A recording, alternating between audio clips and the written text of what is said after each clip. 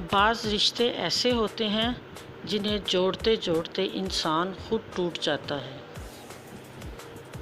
وہ ساتویں آسمان پر رہنے والا رب ہم زمین پر بسنے والوں کا درد ہمارے ساتھ جینے والے انسانوں سے بہتر جانتا ہے۔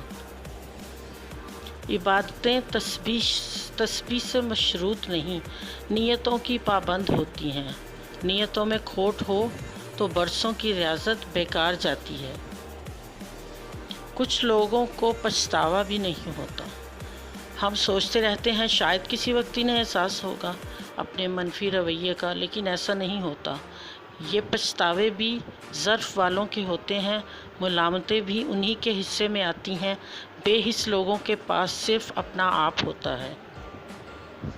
کبھی جو زندگی میں تھک جاؤ تو کسی کو کانوں کان خبر نہ ہونے دینا۔ لوگ ٹوٹی ہوئی عمارت کی اینٹ تک اٹھا کر لے جاتے ہیں۔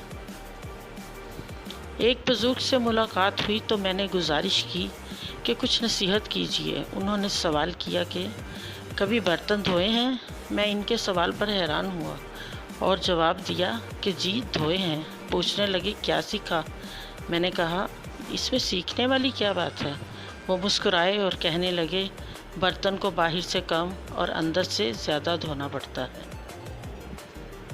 جب آپ کا دل درد سے بھر جائے اور آنکھوں میں بے تحاشا آنسو آ جائیں تو اس اللہ سے چپ کے باتیں کر لیا کریں۔ وہ سب جانتا ہے لیکن آپ سے سننا چاہتا ہے۔ کوشش کرو کہ سب کچھ ٹوٹ جائے پر وہ مان نہ ٹوٹے جو کسی بہت اپنے نے خود سے زیادہ آپ پر کیا ہو۔ فرض ہوتے ہیں آنسوؤں کے سجدے، فرض ہوتے ہیں آنسوؤں کے سجدے، بلند جب آزمائش کی اذان ہوتی ہے۔ بڑا مشکل ہے ضبط کا وضو سنبھالنا، بڑی لمبی یہ صبر کی نماز ہوتی ہے۔ رب سے جب بھی مانگو رب کو ہی مانگو، جب رب تمہارا ہوگا تو سب تمہارا ہوگا۔ بھرم رکھا ہوا ہے میرے رب نے، ورنہ کوئی خوبی میرے اندر نہیں ہے۔ درخت سے گرنے والا کوئی پتا ایسا نہیں جس کا اسے علم نہ ہو، تو پھر وہ آنسو جو تیری آنکھ سے ٹپکا، وہ درد جس نے تیرے دل کو بے کل کر دیا، کیا اس 70 ماؤں سے بڑھ کر محبت کرنے والے کو اس کی خبر نہیں؟ اطمینان رکھ، اس کے ہاں دیر ہے اندھیر نہیں۔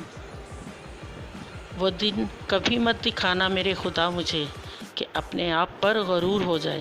مجھے رکھنا اسی طرح سب کے دلوں میں کہ ہر کوئی دعا دینے کو مجبور ہو جائے۔ زندگی کے سفر میں ان لوگوں پر توجہ نہ دیں جو آپ کے راستے میں کھڑے تھے، بلکہ ان لوگوں کا سوچیں جو ہر مقام پر آپ کے ساتھ کھڑے تھے۔ کچھ کو فوراً دے دیتا ہے اور کچھ کی آواز کو شاید بار بار سننا چاہتا ہے۔ میرا رب اور کیسے ہی خوش نصیب ہیں جن کی آواز کو وہ سننا چاہتا ہے۔ اللہ کی پکڑ انسان کی اکڑ ایک جھٹکے میں نکال دیتی ہے۔